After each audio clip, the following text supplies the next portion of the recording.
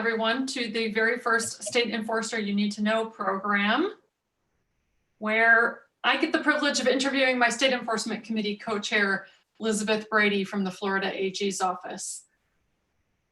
Liz, I don't know if we have your voice yet. I hope so. Yes, right, there we go. I'm learning technology the hard way. So we are live, just so you know. So let's get started right away. My first question for you is, you are one of the go-to people in Florida for antitrust. So can you tell me more about your role there? I'm sure. My technical title is Chief of Multistate Enforcement. So obviously I do a lot of the multi-state cases.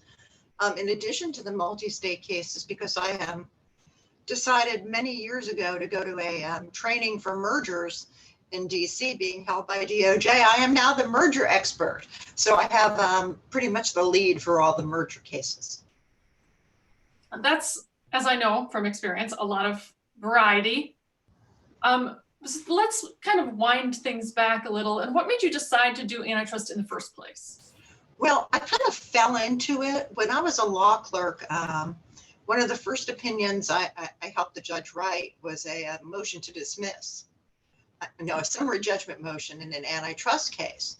And it was early enough in my clerkship that I ended up getting to see what the Fifth Circuit did, and they called it well-reasoned. So I thought, maybe this is something for me. Then coincidentally, my first firm that I worked for in New York, I was assigned to work on a antitrust case on the plaintiff's side and found that I really liked the area. So both by luck and by skill, apparently, deciding to do antitrust.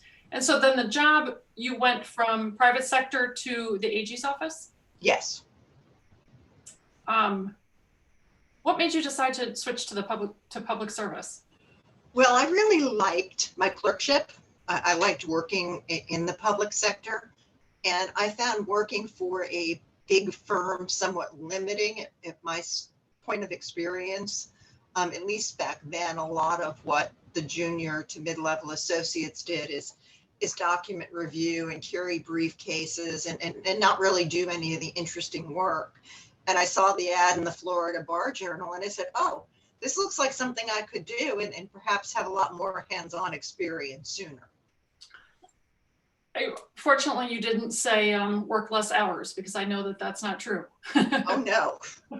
Well, and it's also not true to have more holidays. So that's interesting. And obviously it varies by state, but I have not found in this practice area that we get to actually use our holidays. True.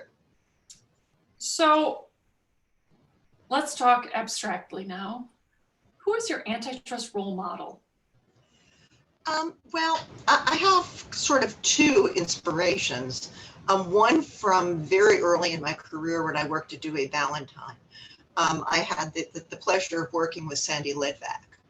And in one of the cases, we got to go watch him essentially demolish an economic expert witness on the stand. And that was very inspirational. And in the first merger case I worked on at the AG's office, which was actually a joint and maybe even the first joint investigation with the Department of Justice, it was the Morton Plant Meese merger in the Tampa Bay area. And I got to work with Ann Bingaman, another inspiration. I'm interested, kind of off that subject a little bit. I've found that there are kind of two kinds of people who do antitrust law. There are people who have the economics background and know everything that there is to know about economics. And then there are the people who are like, I understand this enough so that I can explain it to the regular people. Are you one or the other of those? Well, I was an antitrust, an economics dropout in college. Took the first two classes. The intermediate micro was just a little bit more. So I don't really have an economics background. I've sort of learned by doing. And a while back, I taught adjunct at Florida State University. and would do sort of a primer on economics, which is essentially the bare basics, enough so that you sound like you know what you're talking about when you talk to your hired experts. And you said learn by doing. You've been doing this a long time. How long? Yeah, I've been at the AG's office for 30 years. And of course, I had a couple of jobs before that. So yeah, I'd call that a long time. All right, so in those 30 years plus, have you come up with an antitrust philosophy? Well, it's interesting that you should ask that, because I really never thought of what my antitrust philosophy was. And went online today and like sort of looked at what kind of antitrust philosophies or what the categories are. And I think in given what the recognized categories are, I call myself post-Chicago. Post-Chicago, what do you mean by that? What I mean is economics are important, but there is a need for vigorous enforcement. And it's sort of a moving beyond your classical Chicago, understanding that we live in perhaps a different environment now, and there are a lot more barriers to entry. And the market is not always going to automatically correct itself. I'm going to leave that there and let other people figure out some more things about. I don't think we need to get too far in the weeds on what your antitrust philosophy is, but No, I don't think so. I don't think our offices will let us do that. If we had an hour though to talk to someone other than, I know you think that it's delightful to talk to me, but if you had an hour to have a conversation with someone, with whom would it be? Well, with someone who is not necessarily an antitrust person. And someone not necessarily living these days, I think I would really like to spend an hour with Abraham Lincoln. Huh. And I think that given his historical period, it's very relevant today to understand what it's like going through a period where there is perhaps some unrest. Mm-hmm. So and I've always admired him. A period where there is some unrest, AKA the Civil War. Well, yeah, just a little. Yeah. Fair enough. I live in the South.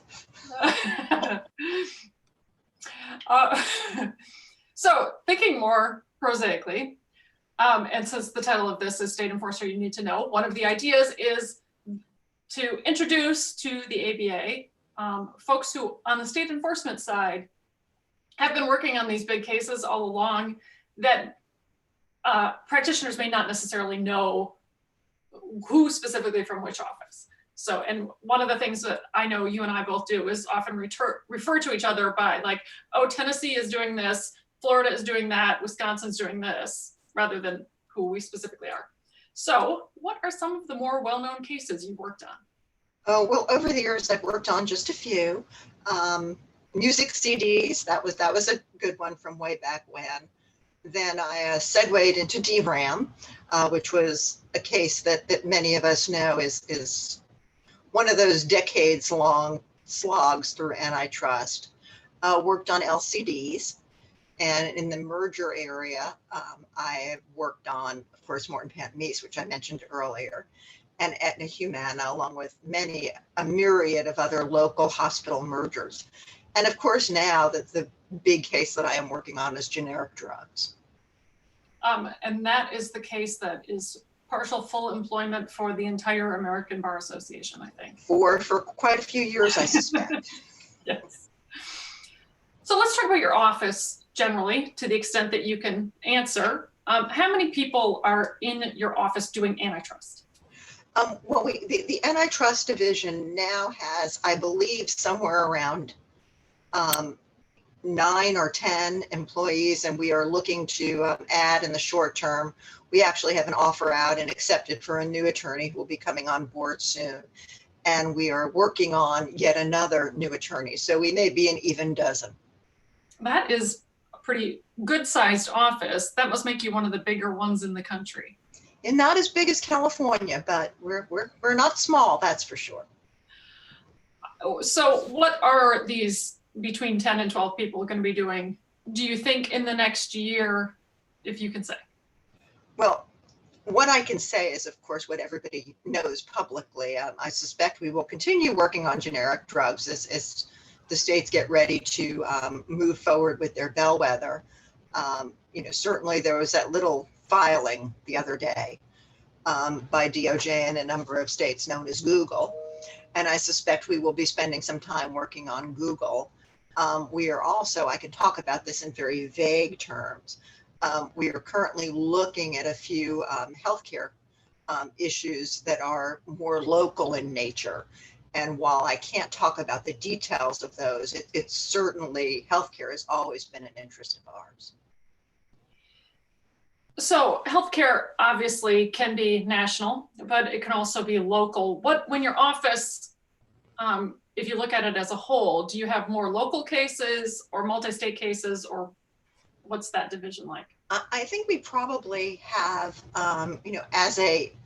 when one talks about numbers, we probably have number-wise more local, but time-wise, we probably spend more time on the multi-state, because clearly things like generics and Google and many of the big multi-state cases we have consume a lot of time, whereas the local cases, while they may be intense, tend to be intense for smaller amounts of time. So I know that you personally, I guess, I don't know that this is true actually, but I know that you are kind of the go-to person for mergers in Florida, but do you think that your office does more conduct cases or merger cases, or is it split somehow? Our office does both. I think we probably do more conduct. Again, it depends on how one defines more, right? We may have more mergers in numbers, but some of those mergers can come and go very quickly, where the conduct cases tend to linger over quite a number of years. DRAM, for example. DRAM. DRAM, 10 years, something like that. Yeah. I think it might be 12 now, but who's counting? But who's counting? Okay, so some questions that folks from the ABA suggested about COVID. How has COVID affected your office? Actually, we're largely working remote now. We do have some people who are working in the office, and it's obvious from my poor lighting, I'm not really good at this. I'm getting better. At least my husband used this last, and he moved things around, and it took me a while to get them back together. But I have to say our office, particularly our IT people and our front office leadership, really did a Herculean effort to set us up so that we could work remotely productively, so that really our cases would not suffer and our mission would not suffer. Have you seen any change in state enforcement generally since the beginning of the pandemic? No, not really. I've thought about this a lot. And as you know, being in state enforcement, so much of what we do, particularly in the multi-state context, we do over the phone. Now, of course, we always feel like we have to do it over the phone with Zoom because we don't see humans otherwise. But we are kind of well suited to this type of situation. The one thing I think that we may see more of going forward is taking advantage of the technology in depositions. And I think I see remote depositions as giving certainly some state enforcers, and particularly those state enforcers from smaller states, more opportunities to participate actively, as they often are not, don't have the budgets to travel. And this will allow them to remotely depose people and remotely attend where otherwise they might not have been able to. Have you seen any shifts in dealing with courts since the beginning of the pandemic, moving toward more remote hearings and things like that? Certainly in generics, we have had many remote. We have our remote status conferences, and on a couple of occasions, and it's getting better, but certainly you have to give it the initial 15 minutes before anything starts for people to figure out the technology to get hooked up correctly. But I much as I like the fact that we have the technology, I think you lose a lot, or without physically being there and being able to assess, particularly in the court situation, the judge's body language, opposing counsel's body language. Now, when you're from here up in bad lighting, there's not much you can say. When you're live, when the mics start, or as soon as you dial in, that, yeah, it does make it a little trickier. Yes. And then you don't have the conversations in the hallway afterwards. Yes, exactly. And the opportunities to interact on a different level, and to some extent, at least within the office, and even over other offices, it often takes longer to get something done, because instead of walking down the hall, one has to make 16 calls or send around 5 schedulers to find out who has a break at the same time. Yes. All right, well, I will let you have the last word. Is there anything else you would like the good folks of the ABA to know about you or your office? Well, the one thing I would say, and I always say, particularly if one is going to do a merger and it affects in any way, shape, or form the state of Florida, we really appreciate it if we hear it from you before we read it in the newspaper. It goes a long way to building a relationship between us, and a lot of times we all know repeat players. We see the same people over and over again. And our office is obviously large enough and interested enough in antitrust that we should not be discounted. I think that is wise counsel, and a reminder that, of course, if one does not want to contact every single state AG, you are always welcome to contact the Antitrust Task Force chair, who will contact us all for you. And that chair is currently Sarah Allen of Virginia.